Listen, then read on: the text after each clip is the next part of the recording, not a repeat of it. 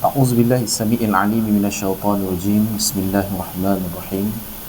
Alhamdulillahi rabbil alamin wassalatu wassalamu ala asyrafil anbiya wal mursalin wa ala alihi wa sahbihi ajma'in. Subhanaka la 'ilma lana illa ma 'allamtana innaka antal alimul hakim. Qala rabbi shrah li sadri wa yassir li amri wahlul 'uqdatam min lisani yafqahu qawli. Qala Allah Ta'ala fi kitabihil aziz ba'da a'udhu billahi minasyaitonir rajim. Qul huwallazi ansha'akum wa ja'ala lakumus sam'a wal absara wal af'idah qalilan ma tashkurun. Sadaqallahul azim. Qala Nabi sallallahu alaihi wasallam, ad-dinu nasihah. InsyaAllah sama-sama kita buka majlis kita, kuliah zuhur kita dengan umul kitab Al-Fatihah.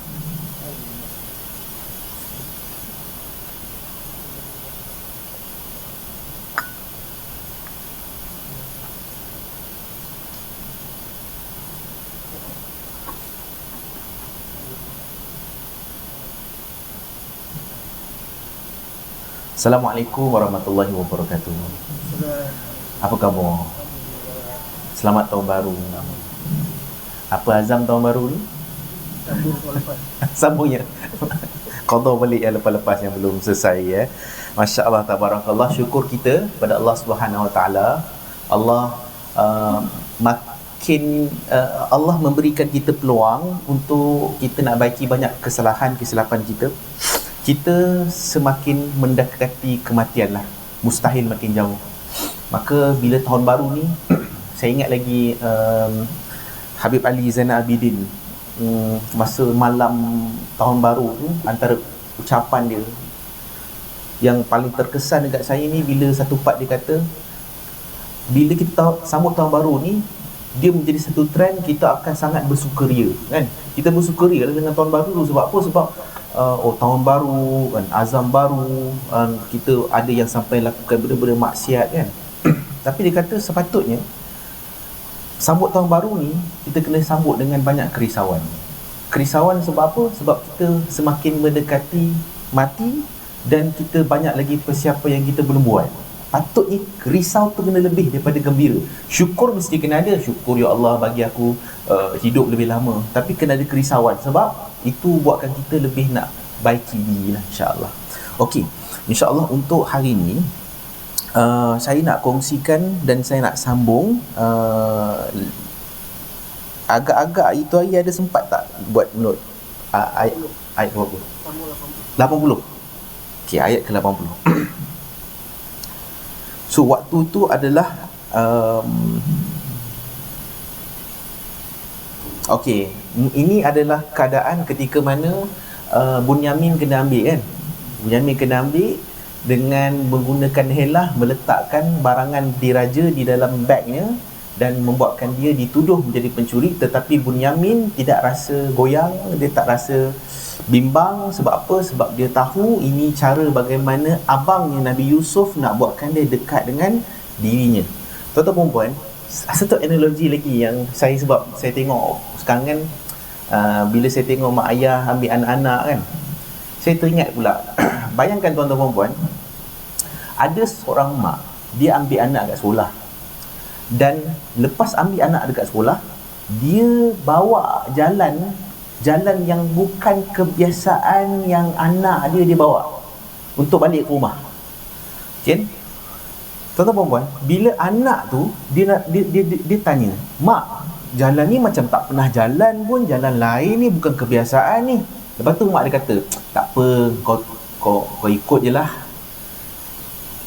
Agak-agak si anak tu ada tak jadi macam takut, cemas? Mak nak bawa kat mana ni mak? Aduh, saya call polis lah sekarang. Ada tak sampai macam tu? Tak ada lah. Kenapa tak ada? Kenapa anak dia tak ada sampai macam tu? Sebab anak tu percaya yang mak dia pasti akan bawa tempat yang selamat untuk dia. Mak dia pasti akan menjamin keselamatan dia. Sebab mak dia sayang dia. Dia tahu mak dia sayang dia. Dia percaya mak tu sayang dia. Maka membuatkan dia ni tak ada kerisauan. Mak nak bawa gimana, bawa je lah. Walaupun jalan ni saya tak pernah jalan pun tak apalah, sebab mak kan dengan saya. Maka tuan-tuan perempuan, begitu jugalah Allah Subhanahu Wa Taala dalam membawa perjalanan kita dekat dunia ini. banyak menempuh jalan-jalan yang kita tak biasa lalu. Kenapa ada kerisauan? Ada masalah kepercayaan. Kita ada problem untuk mempercayai bahawa Allah sebaik-baik penyusun takdir. Allah sebaik-baik yang membawa penceritaan susunan kehidupan kita. Sebab tu kita jadi macam, takutlah kita mula anxious, kita mula untuk tertekan, kita akan mula ada kerisauan yang melampau. Nanti jadi macam mana, ni aku ni kalau dah tak kerja jadi macam mana, nanti anak aku tinggalkan aku macam mana, nanti anak aku dah besar dah kahwin lupa aku macam mana. So kerisauan-kerisauan tu sebenarnya tak patutnya timbul kalau kita tahu yang bawa kehidupan kita ni Allah. Sama macam anak kita tu, dia tak patut risau sikit pun, sebab dia tahu mak dia takkan nak zalim dekat dia. Mak dia takkan bawa dia tempat bukan-bukan. Mak dia mesti bawa tempat best-best. Allah apatah lagi lebih kasih, lebih sayang daripada seorang ibu kepada anak. Tu analogi yang relate dengan Nabi Yusuf AS terhadap Bunyamin. Bunyamin tak ada kerisauan sebab dia tahu abang dia tengah susun sesuatu yang baik untuk dia. Jadi apa pun dia okey, sebab dia tahu end point dia adalah dia nak dapat dekat dengan abangnya Nabi Yusuf AS. Okey, kita sambung ayat ke-80 hari itu. Dan apabila mereka berputus asa daripada mendapatkan pertolongannya, mereka pun mengasingkan diri lalu bermusyarat tentang hal ini. Siapa yang buat? Siapa yang musyarat? Abang-abang Nabi Yusuf. Sebab abang-abang yang Nabi Yusuf minta nego, jangan ambil Bunyamin. Sebab ingat tak, dia kan dah pesan, dia janji dengan ayah dia, kami akan jamin, kami akan bawa balik. Tapi endingnya adik dia kena tangkap, Bunyamin kena tangkap. Jadi selepas musyarat, maka mereka buat keputusan, tidakkah kamu ketahui bahawa bapa kita telah mengambil janji dari kamu yang dikuatkan dengan nama Allah, sebab mereka dah bersumpah sebelum ni. Oleh itu aku tidak sekali-kali akan tinggalkan negeri Mesir ini sehingga bapaku izinkan aku kembali, atau sehingga Allah menghukum bagiku untuk meninggalkan negeri ini, dan dialah hakim yang seadil-adilnya. Maknanya ada abang yang dia tinggal di Mesir dan the rest balik ke Kanaan untuk bertemu dengan bapa dia, bagi tahu yang Bunyamin kena tangkap. Itu ayat ke-81. Kembalilah kamu kepada bapa kamu dan katakanlah, wahai ayah kami, sesungguhnya anakmu Bunyamin telah mencuri. Bagi tahu kena tangkap sebab apa? Sebab mencuri. Dan kami tidak menjadi saksi terhadapnya melainkan dengan apa yang kami ketahui, dan kami tidaklah dapat menjaga perkara-perkara yang gaib. Okey, dia nak berlepas tangan, dia tak nak ambil tanggungjawab. Ini memang salah Bunyamin, bukan kita orang punya masalah. Okey, dan 82. Nanti kalau dia tak percaya, maksudnya kalau ayah tak percaya, ayah tanyalah kepada penduduk-penduduk negeri Mesir yang tempat kami tinggal yang berdagang, kepada orang-orang kafilah yang balik bersamanya. Sesungguhnya kami adalah orang-orang yang benar. Kalau ayah tak percaya, ayah tanyalah orang-orang yang berdagang kat Mesir yang balik semula, ayah tanya dia orang. Dia orang akan cakap Bunyamin yang mencuri. Bukan kita orang, bukan salah kita orang. Ayat ke-83.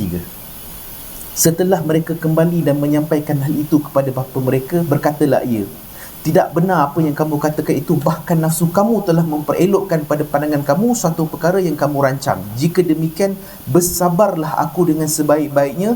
Mudah-mudahan Allah mengembalikan mereka semua kepadaku. Sesungguhnya dialah jiwa yang maha mengetahui lagi maha bijaksana.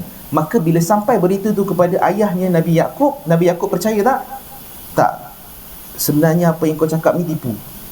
Nabi Yaqub dia tak marah pada dia marah, tapi dia tak menghukum anak-anak dia, tetapi apa lafaz yang dilafazkan oleh Nabi Yaqub, maka bersabarlah aku dengan sebaik-baiknya, dan dia yakin nanti satu hari nanti Allah akan kembalikan balik anak-anak dia yang dia terpisah daripada dia. Okey, cuba tengok kat sini. Ada satu part yang penting, iaitu satu part kat sinilah Allah menggambarkan Nabi Yaqub ini mempunyai sabrun jamil, kesabaran yang indah. Kenapa? Sebab Nabi Yaqub ni dia menghukum anak-anak dia, sebab anak-anak dia dah bersumpah dengan nama Allah kot, kami akan jaga Bunyamin. Endingnya Bunyamin pun sangkut dekat Mesir. Dan dah lah kau cakap macam tu, kau tuduh pula adik kau pula mencuri. Maka sebagai seorang ayah ada autoriti untuk menghukum anak-anak dia. Tetapi Nabi Yaqub tidak menghukum anak-anaknya, sebab ini gambaran orang yang mempunyai sabar yang indah. Mereka tidak membalas ketika mereka mampu untuk membalas. Dia ada beza orang yang boleh tak membalas sebab dia tak mampu pun nak balas. Kan saya pernah cerita sebelum ni kan, contoh yang kita accident kereta, jumpa orang salur, ni kalau aku hentak dia, aku kena hentak balik. Tu sebab dia tak membalas, sebab dia tahu dia tak mampu nak balas. Jadi tapi Nabi Yaqub mampu untuk membalas tapi tidak membalas. Inilah sabrun jamil. Inilah sifat yang kita nak belajar. Tuan-tuan puan tengok sebab kesabaran ini hujung nanti Allah bagi reward. Dekat siapa? Dekat Nabi Yaakob. Kita pun diuji dengan sesuatu yang Allah ambil daripada hidup kita. Tapi kenapa tak balik-balik semula? Ustaz, tak dapat membalik apa yang saya hilang. Katanya bila Allah ambil sesuatu, Allah ganti lebih baik. Kan biasa macam tu kita dengar. Tapi yang betul pun, Allah ambil sesuatu yang baik sebab Allah nak bagi yang lebih baik. Tapi tak ada pun yang lebih baik. Kenapa? Sebab ketika Allah ambil, kita tidak sabrun jamil. Kita tak bersabar dengan kesabaran yang indah. Itu beza kita. Sebab tu kenapa kita sampai hari ini tak dapat pun. Tak ada pun patah tumbuh hilang berganti, tak ada pun, tak dapat balik pun. Sebab yang Allah nak adalah Allah nak didik sabar tu, dan kau tak sabar lagi ni. Maka bila sabar, Allah pasti akan kembalikan ataupun beri ganti yang jauh lebih baik. Okay, so tu tips dia, itu formula dia, supaya kita dapat yang lebih baik daripada apa yang Allah ambil. Takat ni boleh insya-Allah. Okay, kita pergi pada ayat berapa? 84. Dan bapa mereka Nabi Yaakob pun berpaling daripada mereka kerana berita yang mengharukan itu, sambil berkata, aduhai sedihnya aku kerana Yusuf, dan putihlah kedua matanya disebabkan ratap tangis duka citanya kerana ia orang yang memendamkan marahnya di dalam hati. Ayat ini nak bagi tahu yang Nabi Yaakob menangis sehingga buta matanya. Kalau biasanya ustaz-ustaz duk sebut Nabi Yaakob menangis sampai buta, inilah ayat 84 ni lah dalil yang mengatakan bahawa Nabi Yaakob memang menangis sampai buta mata, memang dah tak nampak. Kalau cerita Piramli Kasim Selamat pun, dia kena cucuk mata dia baru buta. Ini tak payah cucuk, memang menangis sampai putih matanya, masih dah kering dah, memang dah tak hilang, penglihatan dia dah rosak sampai macam tu. So sampai macam ni nangis dia. Maka dekat sinilah agama nak mengajar kita satu tips lagi. Tuan-tuan perempuan, kenapa sampai hari ni luka kita masih belum sembuh? Kenapa sampai hari ni trauma kita masih lagi makin kuat dalam hati? Sebab proses untuk merawat luka bukan memaafkan dahulu. Kan kita kan biasa dengar ustaz kata, kalau orang buat salah, maafkan dulu. Betul lah, tapi itu bukan first step. Berapa ramai orang cuba maafkan tapi susah? Sebab itu bukan first step dalam kita nak proses memulihkan emosi. Ada orang kata, tak apa kau reda je. Kenapa benda tu kan benda besar bagi kita? Reda lagilah, maaf pun tak nak reda. Tak apa, syukur lagilah, payah nak berterima kasih. Lagi payah. Sebab first step dalam merawat luka berada dalam ayat ke-84 yang kita tengah cerita ni. Apa dia? Dalam psikologi dipanggil emotion validation. Validate emosi. Kita memperakui ataupun meraihkan emosi. Sebab emosi ni dia adalah makhluk. Gembira makhluk, sedih makhluk, kecewa makhluk. Sebab itulah tuan-tuan perempuan, kalau kita kecewa, macam mana nak hilangkan kekecewaan? Kita kena berinteraksi dengan kekecewaan tu dan minta pada owner kecewa tu untuk angkat. Siapa owner pada kekecewaan? Allah. Sebab kecewa tu makhluk. Makhluk akan sentiasa tertakluk kepada Tuhannya, Rabbnya, Allah. Ya Allah, kecewa ni kau punya, ya Allah. Sembuhlah kecewa, angkatlah kekecewaan. Sebab dia makhluk. Maka bila kita tak meraihkan, kita tak memenuhi hak satu emosi tu, dia akan buatkan kita sakit. Sebab itulah kenapa Nabi Yaakob menangis. Sebab ini mesej nak beritahu, first step adalah kita kena akui kesakitan kita. Kalau kau happy ni hari, happy lah. Kalau rasa kita ni penat hari ni, penat lah. Tuan-tuan penat hari ni? Penat. So penat lah, tapi penat pun kerja juga. Dan janganlah penat tak air kerja. Kenapa? Sebab Naim kata kalau penat lah. Ada guna nama aku pula. So kalau penat lah, letih lah. Tapi tetap juga kita kena buat juga kita punya tanggungjawab dan juga amanah. Contoh, ada hari, tuan-tuan perempuan, rasa tak ada hari-hari bodoh gitu? Pasal hari tu macam kenapalah bodoh sangat aku hari ni kan? Ada kan? Ada. Siapa-siapa yang bulan ni belum ada lagi, tak lama lah tu. Tapi dia mesti ada punya dalam sebulan. Sebulan ada 1 hari, 2 hari.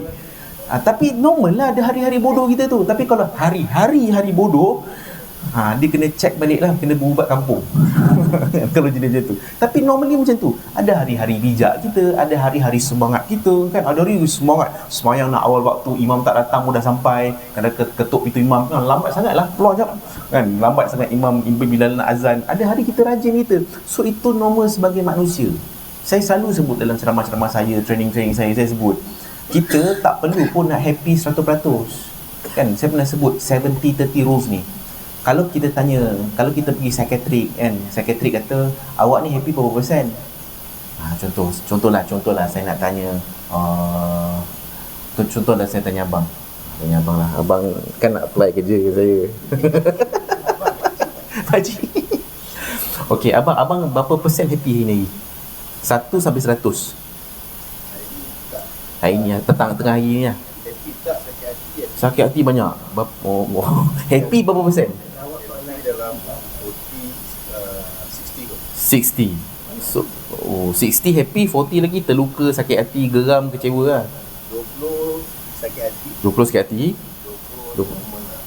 normal. Lepas tu yang lain tu happy lah. Happy, okey, mantap. Kat sini ada tak yang happy gila hari ni? 100%. Ada tak? Ada. Yang mana satu? Yang pakai telekong tu 100%. Tahu kalau pergi psikiatrik dan psikiatrik tanya kan, how happy you are today? Kita pun sebab aku dah tak nak dah, aku dah nak berhenti ubat dah, aku nak berhenti appointment, aku tak larat nak pergi hospital. Dan kita pun kata saya happy 100%. Tahu tak apa jadi? Dia akan tambah dos ubat hari tu. Dia akan panjangkan lagi appointment kita dengan psikiatrik. Kenapa? Sebab normal sebagai manusia, kita tak perlu happy 100% pun. Kalau happy 100% tu, dia ada satu penyakit mental dipanggil sebagai euforia. Terlalu happy. Tuan-tuan pernah tengok lagi KL, tengok tak yang jenis macam gelak sorang-sorang? Tu happy 100%. Tu happy 100%. Sebab ada di kalangan mereka yang terlalu happy sampai dia orang kena masuk dalam hospital bahagia. Sebab terlalu happy. So kita tak perlu pun happy 100%. Habis tu kita kena happy berapa ratus? Normally 70% kita happy dalam satu hari tu okey. Macam abang 60 kan? Okey, normal. Kalau abang sebut tadi 90, kita kena check mental dia. Kena check, there's something wrong lah. Tak perlu pun terlalu happy. Ingat tak, tu kita pesan, kau jangan seronok-seronok sangat. Kenapa jangan seronok-seronok sangat? Bila seronok-seronok sangat, perasan tak? Kena sampuk lah kan. Lepas tu adalah benda yang menyakitkan dia lah, benda-benda tak bagus jadilah. Sebab apa? So bila kau seronok sangat, bila kita seronok sangat, emosi terlalu seronok, jin memang akan masuk, syaitan akan masuk. Dan waktu tu kita akan mula untuk sakit. Lepas tu sedih pun tak ada sedih sangat. Sedih pun syaitan masuk, iblis masuk, kacau kita. So Nabi Yaqub memberitahu kepada kita, proses dalam menyembuh adalah dengan mengakui emosi kita. Menangis bukan tanda lemah, itu tanda kita ni manusia yang masih ada lagi hati yang sihat. Hati tak sihat, apa dia akan buat? Dia tak boleh nangis. Orang yang hati dia dah mati kan, dia tak boleh nangis. Dia tak rasa apa, dia feelingless, ataupun dalam psikologi dipanggil emotion numb. Dia kaku. Kau buat apa pun aku tak rasa apa, kau cakap pun tak rasa apa, happy pun tak, sedih pun tak. Itu masa tak sihat. So kalau kita boleh kecewa, boleh sakit hati, itu maksudnya hati kita sihat bang. Kira alhamdulillah, syukurlah ni sihat. Kan kalau abang kata tak sebab apa, saya okey je, saya memang redha dengan semua benda, saya memang happy semua, saya sayang semua. Something wrong bang. Something wrong lah. Ada hari kita macam okey dan tak okey, tak, itu normal. Okey. Kita pergi ayat ke-85. Ayat ke-85 adalah ayat di mana anak-anak Nabi Yaqub kritik dia. Anak-anak Nabi Yaqub kata apa? Demi Allah, ayah tak habis ingat kat Yusuf, sampaikan ayah ni sakit merana dan jadi orang yang binasa. Dia dah macam geram sangat. Asyik nangis. Hari ni nangis sebab Yusuf. Kita orang ni kan ada kan, ni sebab Nabi Yusuf, sebab Yusuf ni ayah jadi macam ni. Disalahkan ayah ni. Okey, pergi pada ayat ke-86. Apa kata Nabi Yaqub? Sesungguhnya aku hanya mengadukan kesusahan dan duka citaku kepada Allah, dan aku mengetahui dengan perantaraan wahyu daripada Allah apa yang kamu tidak mengetahui. Maka kat sini Nabi Yaqub nak bagi tahu kat kita, apabila manusia dah tak boleh faham kita, anak-anak dah tak faham, anak-anak dah mula salahkan dia. Kadang-kadang dalam keluarga kan, isteri dah tak faham kita kan, isteri asyik betul, kita asyik salah kan, macam kita salah, so kita kena mengaku salah selalu kan. Contoh ataupun selalu abang nak meluahkan ke sekarang ni. Ataupun isteri yang ada suami yang tak faham kita. Tak faham ke bang, saya penat bang kan, saya kerja kat M-Bank, kira duit kan. Saya M-Bank je kira duit kan. Bukan bang, penat kira duit lagi bang, kan nak bernafas lagi penat bang. Masa tu contohlah balik rumah, saya kena urus rumah, kena masak, uruskan anak ni jenis-jenis. Kalau anak-anak kecil, satu kat Shilling, satu kat bawah Tonggang, satu dekat, pening bang. Suami kita pula boleh relax datang, yang malam ni nak tengok MU lah, nak tengok kekalahan MU lah malam ni, kan contoh. So kita jadi bengang tu. Kenapa abang tak faham saya bang? So bila tak ada manusia boleh memahami kita, itu bukanlah maksudnya kita dah berada di pengakhiran kita punya luka, tetapi itu adalah mesej nak beritahu dah sampai masa jangan lagi bergantung harap pada manusia. Sebab at the end of the day, tak ada manusia pun boleh faham kita. Sebab kadang-kadang kita pun tak faham diri kita, kan? Aku tak faham diri aku, kenapa aku buat macam ni? Sebab kita pun tak faham diri kita. Kita nak demand orang lain untuk faham kita. Maka waktu ini, inilah Nabi Yaqub buat. Nabi Yaqub mengadukan kesusahan, keletihan, keresahan dia hanya kepada Allah Subhanahu Wa Taala.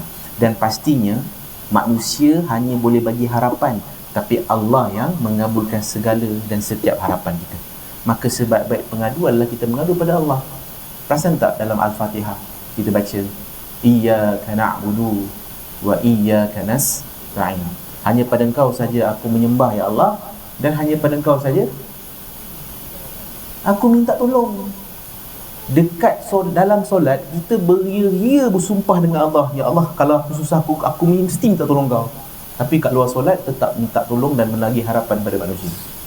So kita yang tak jujur dalam bercinta, kita yang tak jujur dalam bersumpah pada Allah Subhanahu Wa Taala. Bukanlah maksudnya okey tak minta tolong orang, bukan. Maksudnya Allah menjadi tempat pertama sepatutnya bila kita ada masalah. Tapi hakikat life kita, Allah ni jadi tempat terakhir. Bila orang ni dah tak boleh tolong kita, datuk ni tak boleh tolong kita, kan, kabel ni tak boleh tolong kita, waktu tu baru cari Allah. Maka Allah jadi last option. Sepatutnya Allah jadi first option kita, dan lepas tu barulah kita ikhtiar. Okey. Pergilah kepada ayat ke-87. Selepas Nabi Yaqub mengadu pada Allah, ini adalah aturan yang Allah nak ajar kita. Mengadu tu benda yang kena buat, tetapi jangan hanya mengadu. Allah perintahkan juga kita untuk ikhtiar. Maka ayat 87 adalah ayat perintah untuk kita ni berikhtiar bila kita ada konflik. Maka apa ikhtiar Nabi Yaqub?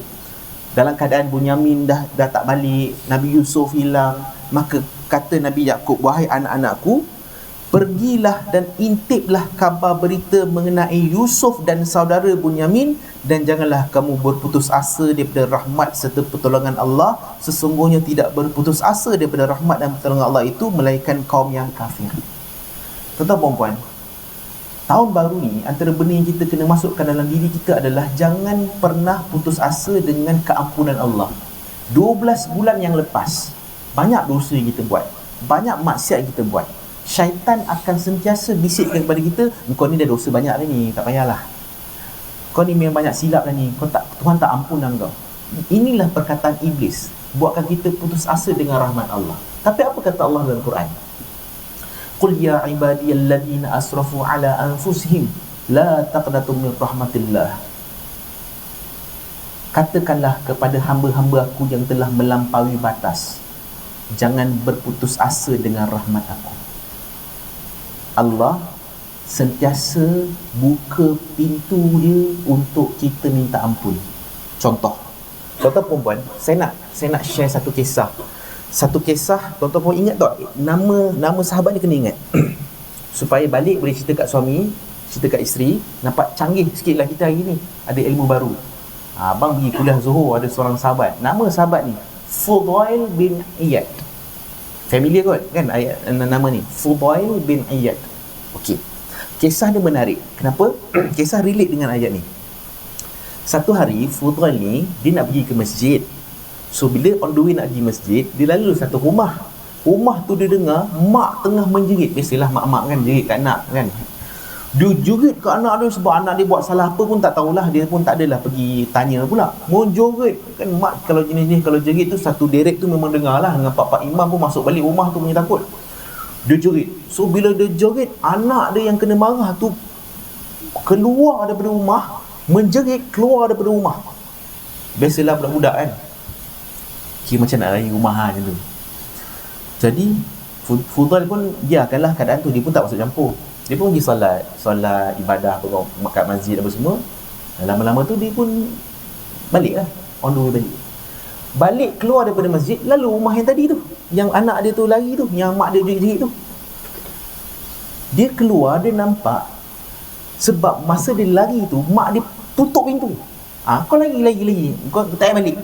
Biasa skripnya tu kan kita pakai, tutup pintu, kau tak payah balik kau.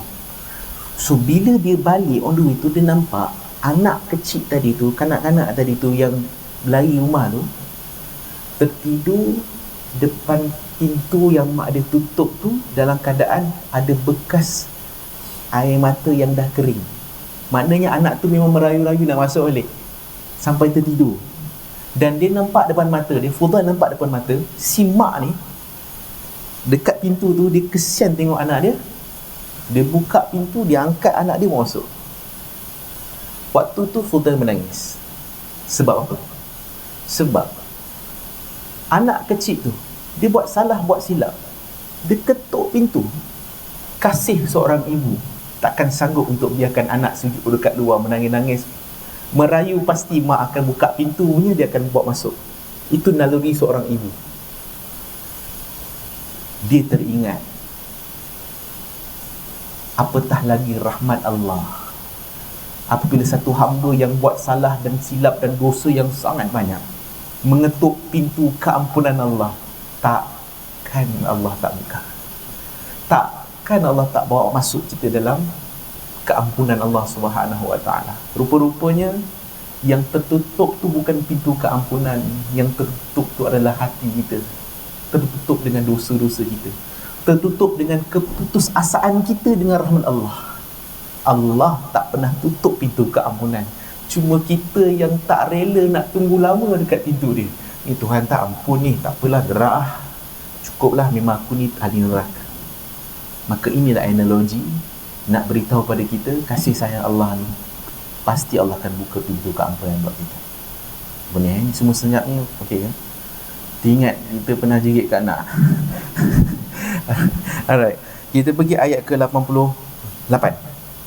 Ayat ke-88, kita ada lagi 10 minit.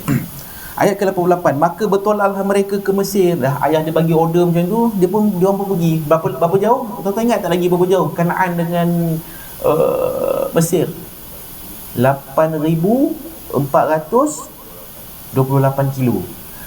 Baliklah, patah balik ke Mesir untuk intip Bunyamin dan juga Nabi Yusuf alaihissalam. Maka bertolaklah mereka ke Mesir, dan setelah mereka masuk menghadap Yusuf, berkatalah mereka, wahai Datuk Menteri. Maksudnya dia tak tahu lagi ni adik-adik dia orang ni, dia tak tahu. Wahai Datuk Menteri, kami dan keluarga telah menderita kesusahan dengan kemarau. Kami datang dengan membawa barang-barang kurang baik dan tidak berharga untuk jadi tukaran bagi benda-benda makanan negeri ini. Oleh itu sempurnakanlah sukatan bekalan makanan bagi kami, dan dermalah kepada kami, sesungguhnya Allah membalas dengan sebaik-baik balasan kepada orang-orang yang bermurah hati.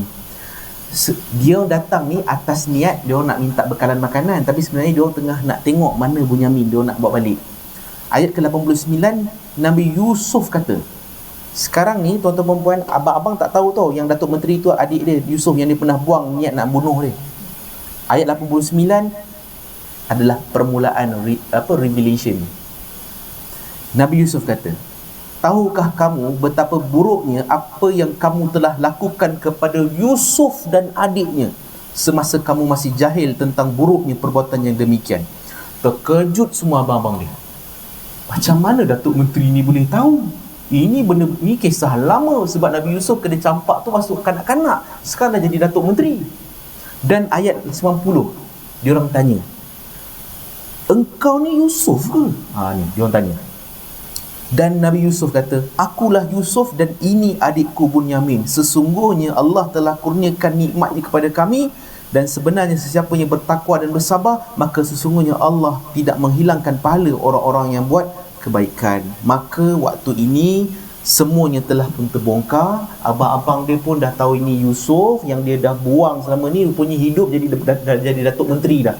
Dia orang yang meminta-minta kepada abang dia. Dan ayat ke-91, apa kata abang-abang Nabi Yusuf? Demi Allah, sesungguhnya Allah telah melebihkan dan memuliakan engkau daripada kami, disebabkan takwa dan kesabaranku, dan sesungguhnya kami adalah orang-orang yang bersalah.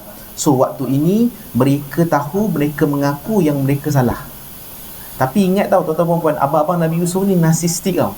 So bila narsistik ni, dia bukan mudah-mudah je nak mengaku salah, dia ada proses dia, dan kita akan tengok proses tu berlaku berkali-kali sehingga kan mereka akur betul-betul minta ampun pada Allah.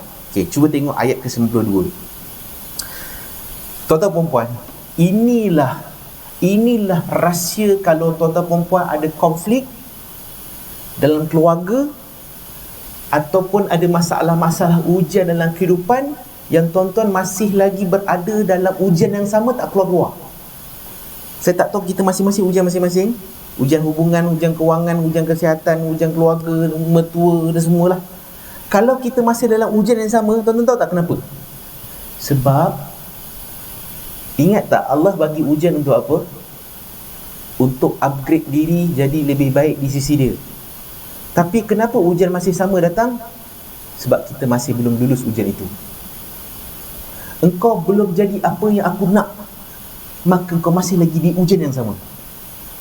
Bila kau dapat jadi apa yang aku nak, maka kau akan keluar daripada ujian tu, maka ujian lain pula datang. Sebab tu kenapa kita ulang-ulang ujian yang sama? Kenapa tak settle-settle lah? Sebab apa yang Allah nak ajar kau tak lulus lagi. Maka tuan-tuan, ini ayat 92 nak bagi tahu kepada ini adalah core dalam kita nak lulus ujian-ujian kita. Dan pasti ada reward yang akan Allah bagi bila kita lulus. Macam kita lah, bila dah berjaya, contoh peperiksaan, dapat A, adalah hadiahnya. Naiklah pentas, dapatlah pelajar cemerlang. Konvo, dapatlah sijil. Macam tu juga. Yang penting kena lulus. Maka tuan-tuan dan puan, apa yang membuatkan Nabi Yusuf lulus dengan ujian-ujiannya? Allah selesaikan semua konflik-konflik ini. Sebab ingat tuan-tuan, konflik yang lepas dah selesai. Ingat tak konflik dia dengan Zulaikha? Selesai. Konflik dia kena fitnah dengan kawan-kawan Zulaikha, selesai. Konflik dia kena campak dalam telaga, selesai. Konflik kena penjara, selesai. Apa konflik yang belum selesai lagi? Abang-abang dan dia terpisah dengan keluarga dia. Dia rindu dekat ayah dia. Ini yang belum selesai. Maka tuan-tuan, inilah formula dia. Ketika Nabi Yusuf berada di posisi Datuk Menteri, dan dia mengenangkan balik, ini abang-abang ni yang pernah campak dia dalam telaga. Tuan-tuan tak, telaga itu telaga yang jauh daripada hidupan manusia, yang manusia memang tak pergi. Dan waktu tu dia kanak-kanak kecil, tak tahu apa-apa. Waktu ini dalam keadaan ada rasa masih ingat kesilapan abang-abangnya, Nabi Yusuf sebut apa? Kamu pada hari ini tidak akan disalahkan dan tidak akan ditemplak, maksudnya tidak akan dihina, tak akan dipersalahkan tentang perbuatan kamu yang terlanjur itu. Semoga Allah mengampunkan dosa kamu, dan dialah juga yang maha mengasihani daripada segala yang lain yang mengasihani. Ini bukan benda yang senang. Trauma-trauma yang sangat besar dalam hidup Nabi Yusuf. Tapi Nabi Yusuf boleh maafkan abang-abangnya. Bukan setakat maafkan, level yang lebih tinggi daripada memaafkan orang itu adalah mohon pada Allah supaya Allah maafkan mereka. Kita geram kat orang ni. Dia fitnah kita, dia hina kita, dia cakap macam-macam dalam grup WhatsApp yang kita tak ada dalam grup tu. Level yang tinggi adalah bila kita boleh minta ke Allah, ya Allah, orang yang fitnah aku tu, kau ampunkanlah dia, Allah.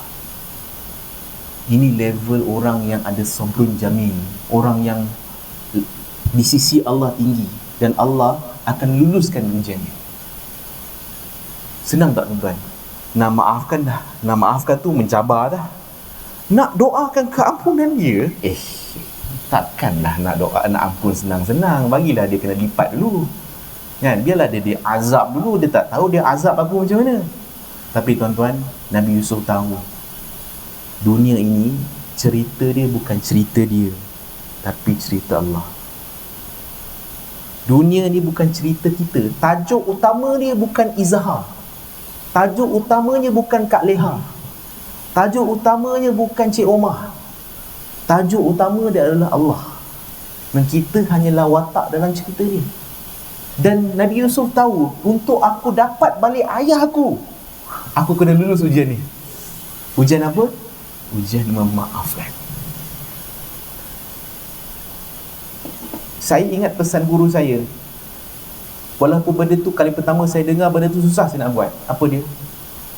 Sesiapa yang memaafkan hak dia, Allah akan bagi di syurga. Memaafkan hak ni bukan senang.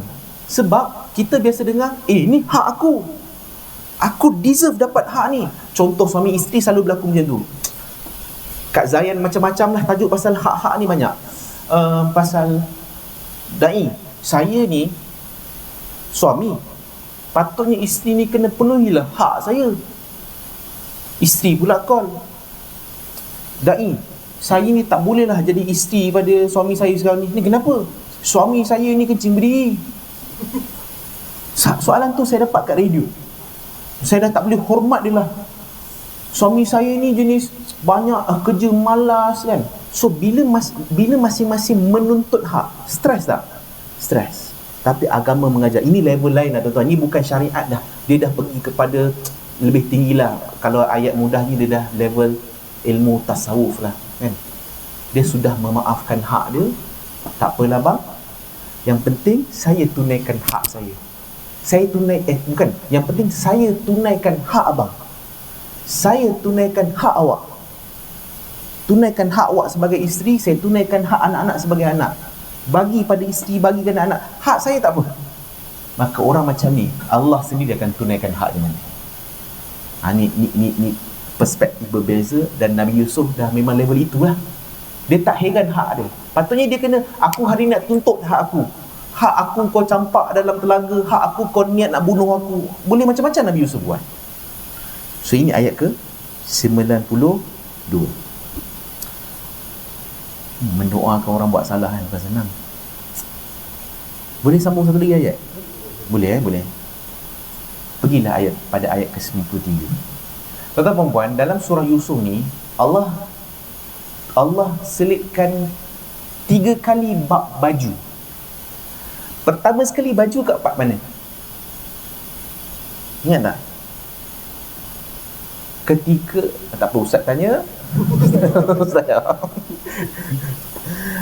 Pertama, perasan tak masa dia campak Nabi Yusuf dalam telaga, dia ambil baju Nabi Yusuf supaya dia boleh bagi tahu kat, lepas tu dia letakkan darah palsu, dia bagi tahu kat bapak dia, ni Nabi Yusuf kena makan dengan serigala. Padahal baju pun tak koyak. So dari situ Nabi Yakub tahu anak aku tak mati lagi. Itu pertama. Kedua, baju kedua kat mana? Ingat tak masa yang Nabi Yusuf kena kejar dengan Zulaikha tu? Kan? Bagaimana Nabi Yusuf ini boleh selamat? Sebab baju. Sebab kalau baju koyak depan, salah siapa? Yusuf. Kalau baju koyak belakang, salah Zulaikha. So ni baju kedua, menjadi penyelamat. So, pertama dah penyelamat untuk Nabi Yakub tahu anak dia masih hidup. Kedua adalah penyelamat Nabi Yusuf ni tidak difitnah. Yang ketiga, tapi dia tak juga difitnah juga, maksudnya selamat daripada pengakuan suami Zulaikha tu. Ketiga, inilah baju ketiga. Ada pada ayat ke 83. 83 tu bulan lepas. Pergilah dengan membawa bajuku ini. Nabi Yusuf kata, ambil baju aku ni, letakkan dekat muka ayahku supaya dia dapat melihat, dan selepas itu bawalah keluarga kamu semuanya datang. Ayat seterusnya, okeylah, saya sambung sikit lah, so boleh tahu baju ni fungsi dia apa. Dan semasa kafilah mereka meninggalkan Mesir menuju ke tempat bapa mereka di Palestin, berkatalah bapa mereka kepada kaum kerabatnya yang ada di sisi, anak-anak ni ambil baju Nabi Yusuf ni on the way balik ke Kanaan, 8,400 kilo lebih tu, dan tak sampai lagi Nabi Yakub kata, aku dah bau Yusuf. Sebab diorang bawa baju Nabi Yusuf. Ayat 93. Demi Allah, sesungguhnya ayah masih berada dalam keadaan tidak siuman yang lama. Anak-anak dia kata, ayah ni tak betul lah, mana ada bau Yusuf ni. Tapi ayah dia boleh bau. Yusuf ni aku bau dia, dah bau dia.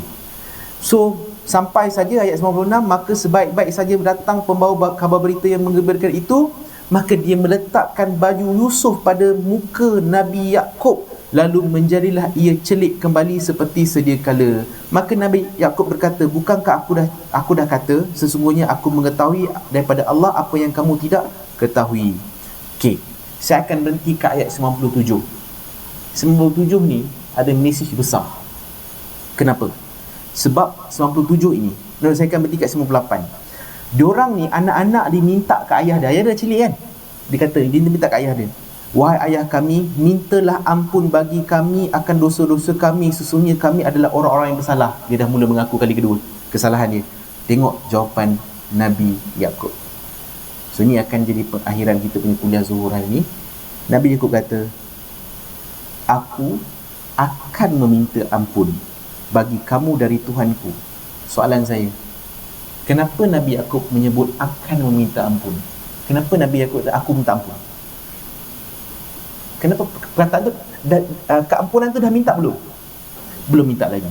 Kenapa perkataan itu Nabi Yakub tuturkan kepada anak-anak dia?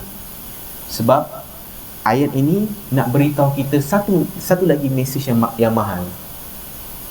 Setiap manusia perlukan masa untuk memaafkan manusia lain. We cannot force people untuk memaafkan kita, sebab kita tak tahu sedalam mana luka yang kita dah buat dekat dia. Kita tak tahu seteruk mana, sedahsyat mana sakitnya hati dia disebabkan oleh perkataan kita. So kita tak kata, nak ada da'i izhar pesan yang kita maafkan orang tau, boleh dapat syurga. Kau ni nak syurga ke tak? Maafkan aku. Paksa orang pula. Nabi Yakub pun tak terus maafkan anak dia, sebab Nabi Yakub perlukan masa. Semua perkara perlukan masa, termasuk memaafkan pun perlukan masa. Perlukan masa nak berdamai, perlukan masa nak rasional, perlukan masa nak pujuk hati. Tapi mesti ada usaha ke arah nak memaafkan itu, sebab memaafkan itu syarat untuk kita boleh masuk syurga. Sebab tak boleh masuk syurga bawa dendam. So mesti kena maafkan juga, tapi perlukan masa. Teruskan usaha untuk memaafkan. Tuan-tuan perempuan, siapa saja dekat dalam surau ini yang nakkan keampunan Allah, yang nak Allah maafkan, maka kita kena usaha juga untuk maafkan orang lain. Sebab kata ulama, andai kata ibadah kita tidak mampu untuk menjemput keampunan Allah, maka Allah akan hantar manusia untuk menyakiti kita. Supaya apa? Supaya bila kita maafkan orang yang menyakiti kita, Allah memaafkan kita. Tajuk utama dia adalah Allah nak maafkan kita, sebab ibadah kita tidak mampu menjemput keampunan Allah Subhanahu Wa Taala disebabkan kekurangan kita dalam ibadah. InsyaAllah nanti kita akan sambung, nanti take note ayat ke-59. Apa jadi selepas itu? Bertemu nanti dekat Mesir tu, macam mana drama-drama dia akan berlaku, nanti kita akan tengok nanti macam mana pada bulan depan. Saya minta maaf ada kekurangan daripada pihak saya. InsyaAllah kita jumpa pada kesempatan yang akan datang. Assalamualaikum warahmatullahi wabarakatuh. Kita